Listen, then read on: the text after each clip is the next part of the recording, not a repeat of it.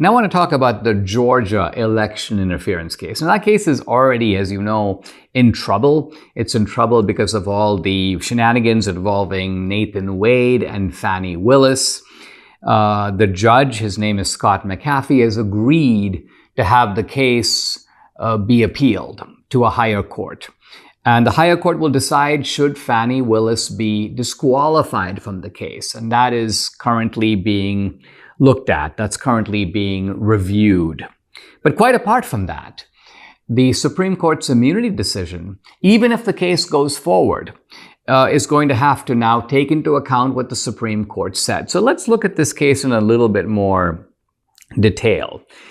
The idea here is that Trump made efforts to interfere in the Georgia election count.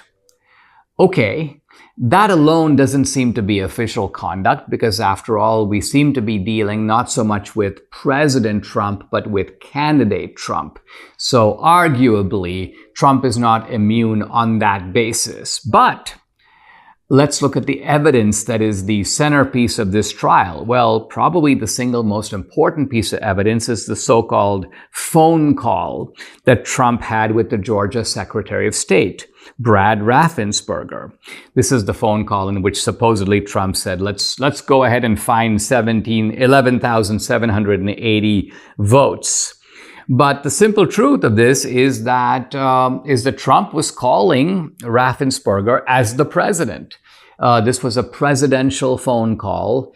This concerned business that is relevant for the president. So on the one hand, you could say that Trump is a candidate, it's a personal matter. But on the other hand, the president does have the job of making sure that elections are carried out properly. Think about it. The FBI investigates election fraud. The DOJ investigates election fraud. Now, what's the FBI? It's a part of the DOJ. What's the DOJ? It's a part of the executive branch. Who's the head of the executive branch? The president. So how can it be that the FBI can investigate election fraud, but not Trump?